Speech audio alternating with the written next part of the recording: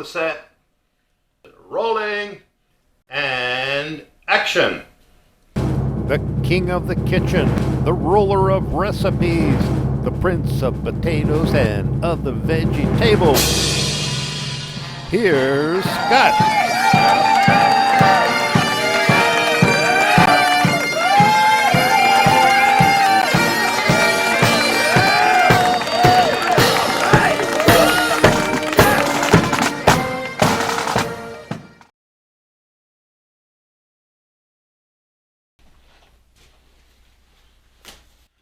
$14.92, 35, 180, hut.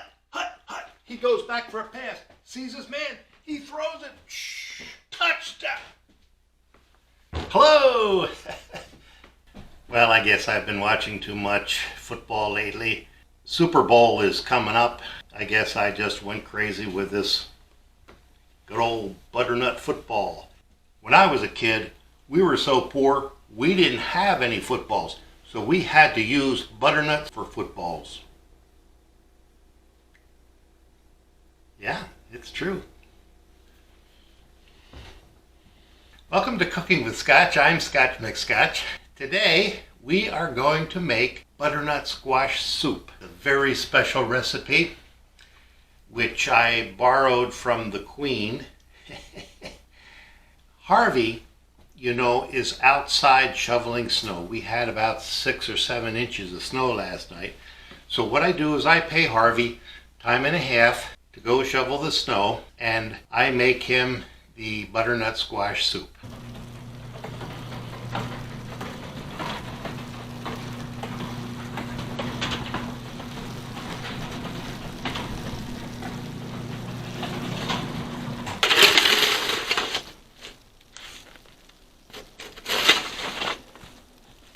Scotch pays me time and a half to shovel snow. Plus he makes the world's best butternut squash soup. And I can't wait. I would shovel all of Scotchland just for a bowl of butternut squash soup made by Scotch. He's the man. We're going to get started. So the first thing we want to do is we want to put some olive oil in the bottom of this pan. That's good. We're going to sweat this. It looks like an onion, but it's actually called a shallot. And I like to use shallots in my soup. I'd say the taste is a cross between garlic and an onion. That's why they call it a shallot. Maybe. All right, so we got to get ready. Put this shallot in there.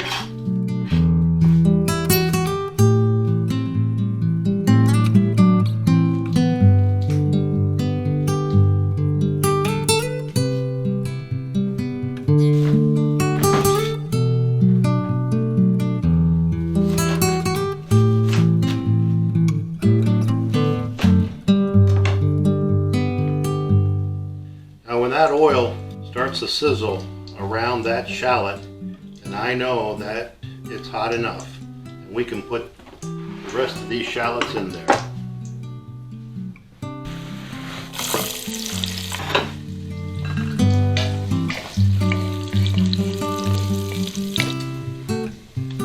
Now peeling butternut squash can be difficult at times, and I use a technique where I cut it in half and peel half of it, and then I peel the other half. So I'll show you how I do it.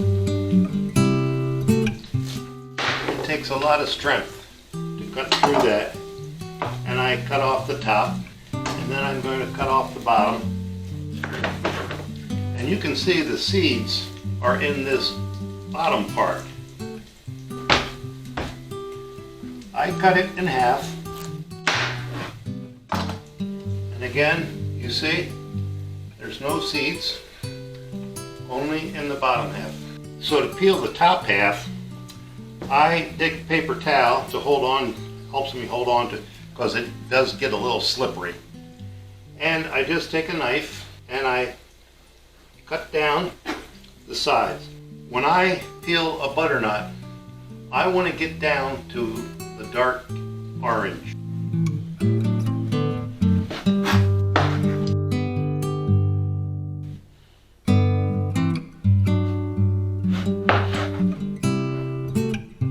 Now another knife technique on this is that I put the blade in on the far edge right there. Okay, you see that?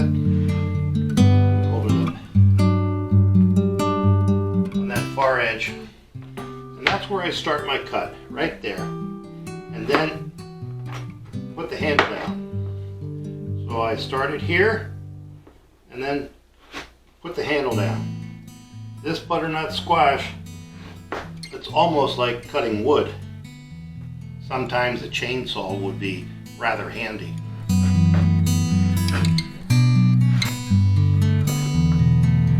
So we want to cut up the butternut squash into cubes, which are roughly 1 inch by 1 inch.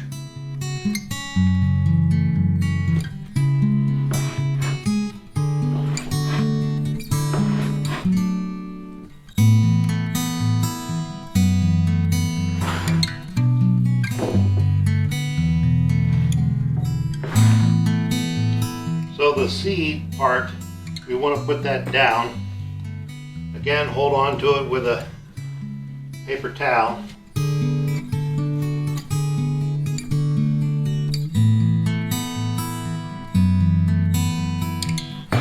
It's giving my wrist a pretty good workout.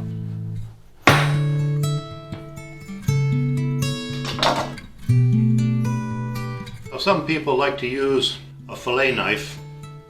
I find that it works fine to trim it up, but the chef knife is a much more substantial knife, and believe me, you need a good knife to get through this. Now the next thing I do is I cut right down through the center and divide it up, and you can see the seeds. And I have made in my shop a special spoon for scooping seed. This spoon has serrated edge on it, right around here. I just took a file and cut grooves in it. It's an old spoon, been around for a couple of centuries. But it's pretty good for taking this seed stuff out.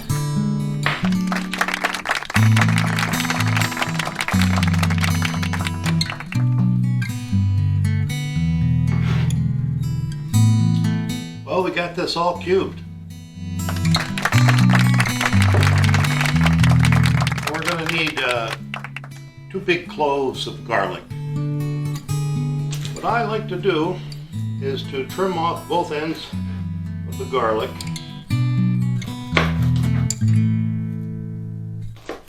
Give it a small smash. And then I find that it's much easier to peel.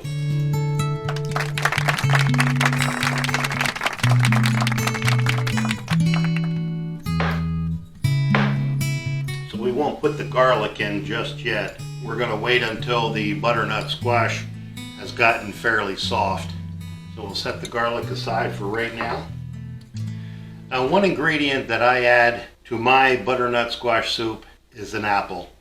I find it gives a little bit of sweetness to it, and I use really any kind of an apple. This one is a Granny Smith. Now when I peel just 1 or 2 apples, I just core it and then I use a peeler. I have this corer, and you can see it lifts up like a duck. Quack, quack, quack, quack, quack. Just pushing this down into the center of the apple, giving it a couple of twists and turns. You can see it comes out through the other side. Then just pull it out, and you've got a hole right through, and the core is taken out. The core is inside here, and that just comes out like that. So there's the core. Now another thing that I like about that apple core is that it does create that hole, and I stick my thumb right into that hole. All right? And now I can hold on to it, and I can peel it up very quickly, and holding on to it with my thumb. Turn it over and put my thumb in the other end, and there we go, cored and peeled. Okay, now these shallots have sweated up pretty good, so I'm going to add the butternut squash cubes. And I want to put in all of this vegetable broth.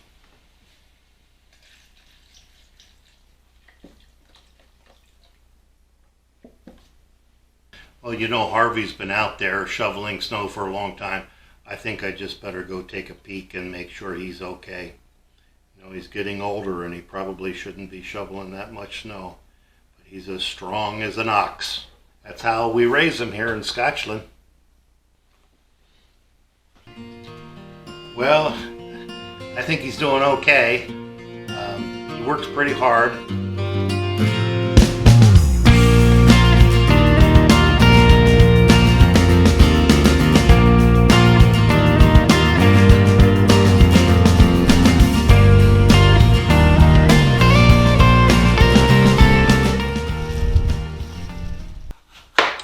So I'm going to dice up this apple.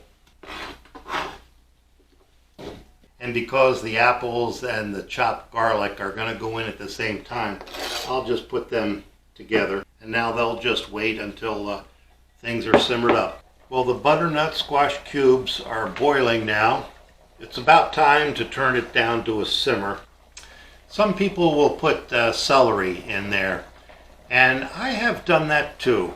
But I think it changes the taste. It takes away from the butternut squash. So I don't like to put celery in it. I keep it out. I think it's time to make a toast. Here's to that butternut squash, all cubed. Here, here. Here, here, here, here. Okay, I think that this is simmering perfectly just the way I like it. So I'm going to put the lid on it. I'll go check on Harvey, make sure he's doing okay.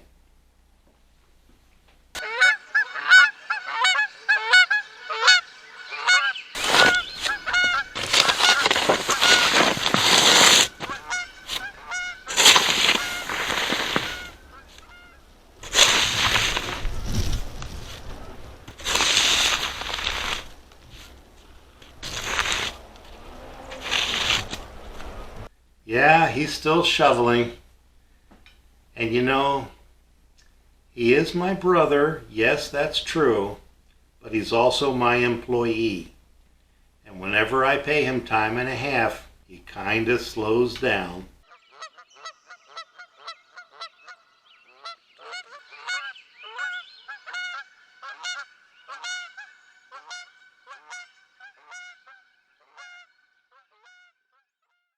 But I'm not going to hold it against him.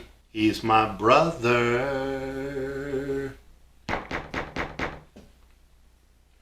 Oh, I know who that is. That's Window Woman. She knows I'm cooking butternut squash soup because Harvey's out there shoveling the snow. So she always comes around to the window and asks if I can save her a little bowl of this butternut squash soup. And of course I do, because she's a sweetie pie. Okay, let's go say hi to Window Woman. Well, hello, Window Woman. How are you? I'm one with nature. Yeah, what are you doing out there in the snow? Watering the flowers. You're watering the flowers? It's wintertime. There's snow on the ground. Well, don't you drink in the winter? Well, yeah, I drink in the winter. Smells like you're making butternut squash soup. Smells delicious. Yeah, I'm making butternut squash soup here. You know that Harvey is out front and he's shoveling away. And I'm making his favorite soup. And I know it's your favorite soup too. So I made a little extra. Scotch, you the man. Just for you. Thank you, thank you, thank you. Oh, you're welcome. Hey, you want to hear a good joke? Yeah, sure. Let's hear a good joke. Window Woman's got a joke. That's it. She always has some good jokes. What do you call a very popular perfume? A best smeller. Yeah. Ooh, yeah. I like that one, Window Woman. Well, listen. I'll give you a call when the soup is ready. It's going to be a while. You know, keep an eye on Harvey for me, will ya? He's getting old. Yeah, aren't we all? Yeah.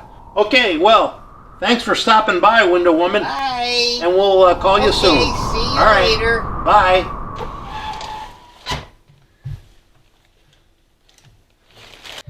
You know, I like Window Woman.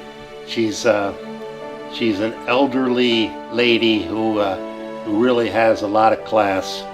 You know, but I think that she might be getting, well, how can I say this delicately? Her cognition is diminishing, and she's out there in the snow watering the flowers. So as long as she's okay, I guess she's okay, but I'll give her some soup, warm her up. And she always has a good joke. Well, that was Window Woman. She's a regular here in the wintertime. Comes around in the summer too. And the spring. And the fall. Well, the butternut squash has been simmering for a few minutes. Let's just give it a quick look and see how things are going.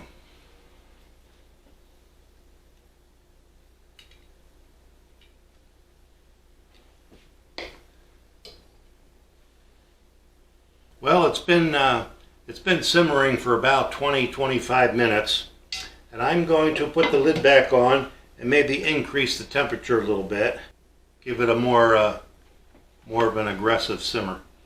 But it's getting very close to being done. So there's a couple of things that I have to do for this. One is I have to fry some bacon, and also I have to make some garlic bread from old stale bread. Another one of Harvey's favorites, because what I do is I put a little bit of blueberry jam on there too. Take this old roll and we're going to make it into Harvey's favorite garlic bread.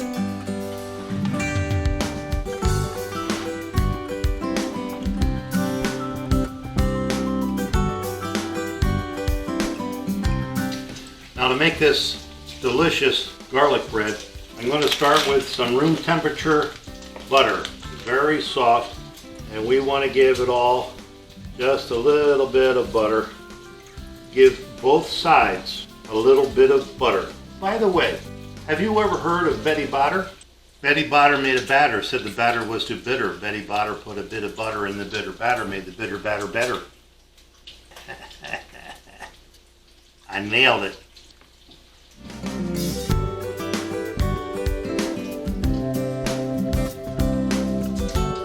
This bacon is actually done to perfection. I'm a perfectionist.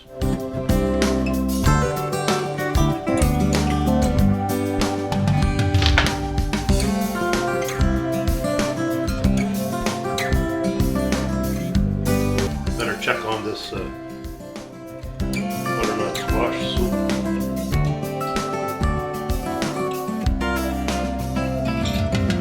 Stick it with a fork, just about done. So now, at this point, because it's just about done, I want to put in the apples and the garlic.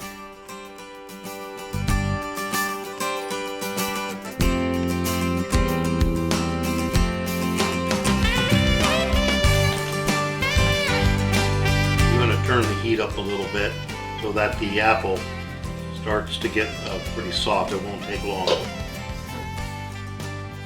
Now, when I buy garlic salt, I buy it in a fairly large container like this. Then I transfer it into something which is easier to handle. This is an old plastic salt shaker, and I drilled bigger holes in here so that the garlic salt can come through easier. But a small container like this is easier to handle, and you don't overdo the salt. Here we go. So we're going to toast these up in the toaster oven so that they come out nice and warm for you know who, my brother, best twin brother in the world, Harvey. If I recall, there was a little piece of bacon that wasn't quite in the form that we normally expect bacon to be. And I think it was this piece.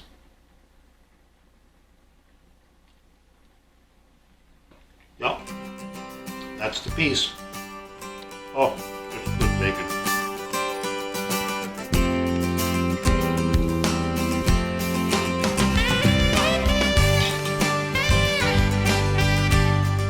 The apples are ready. So we can take this pot off the stove, set it right here. On this soup, we want to do 3 things. We want to mix the heck out of it so it's homogeneous. That's the first thing. Then the second thing, we have to add spices to it. The third thing is we have to add some milk.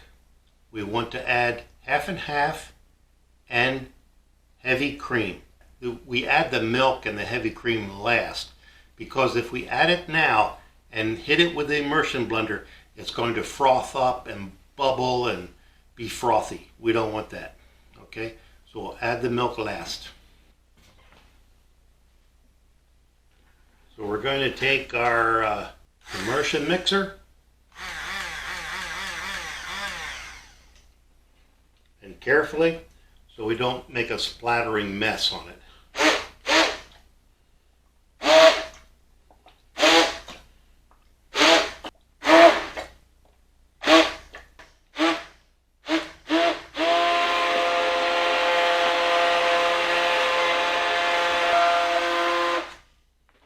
Before I add the spices and the milk, I want to taste it.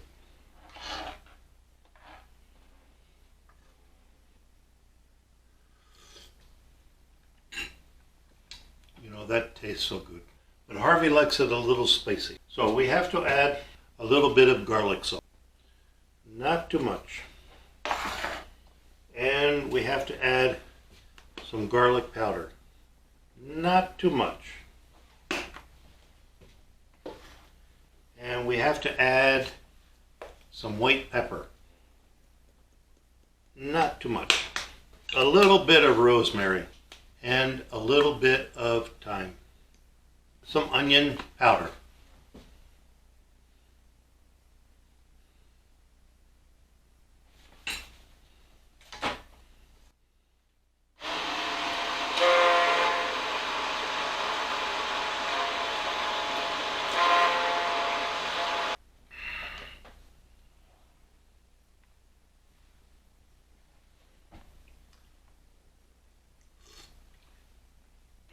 Oh, that's good.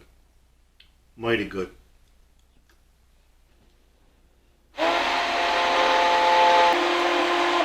Now, I'm holding this pot holder up like this so it doesn't really splash back on my white coat.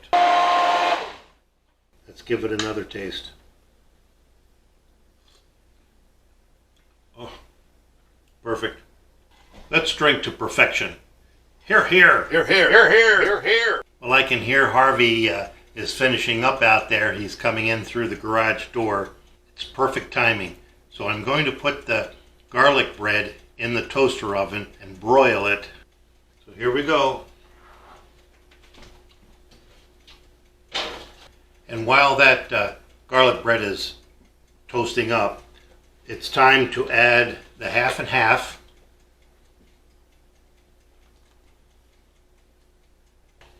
And the heavy cream.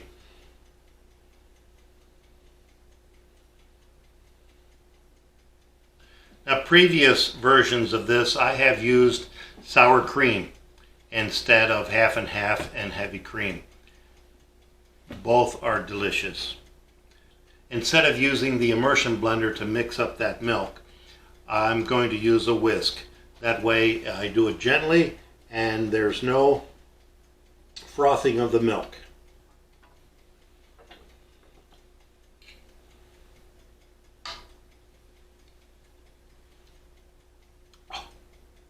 Oh, that is so good. And we can chop up this bacon.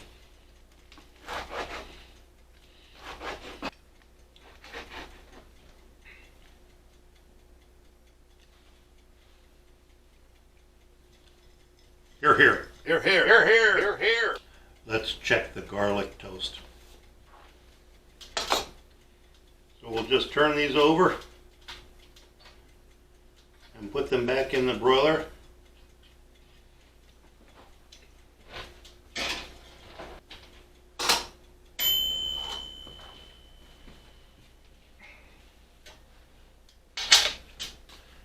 So on this garlic toast, which was whole wheat garlic toast, I like to dribble just a little bit of blueberry on there. So you'll have the salty garlic salt, the taste of garlic, whole wheat bread, and a little bit of sweet blueberry.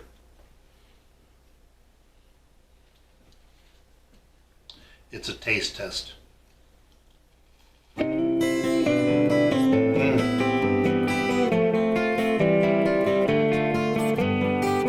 Perfect. Harvey's coming in, so I'm going to ladle this up.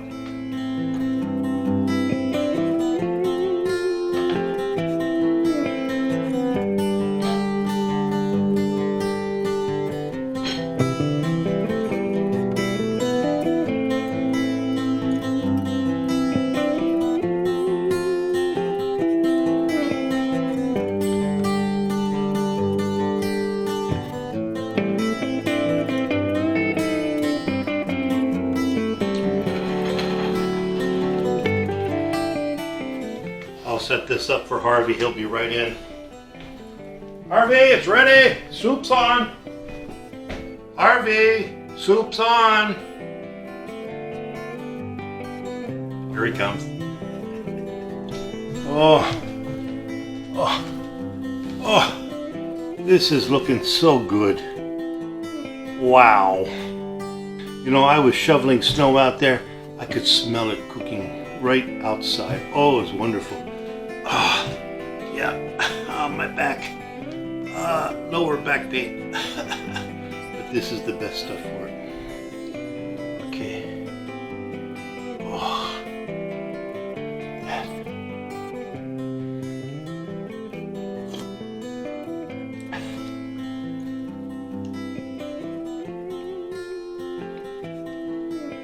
Oh my goodness.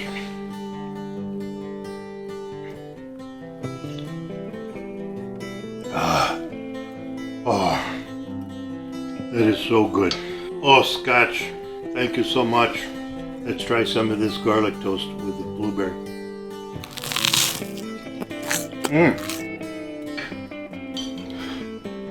Not much left, I finished it up.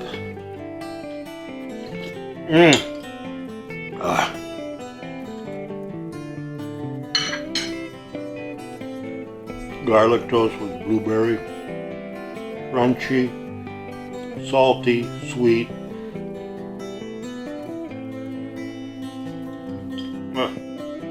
Okay.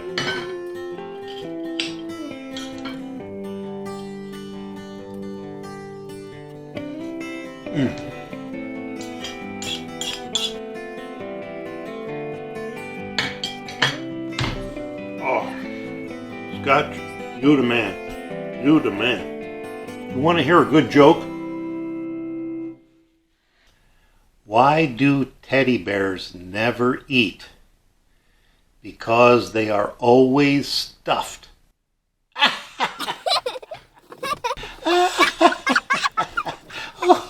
Always stuffed, get it?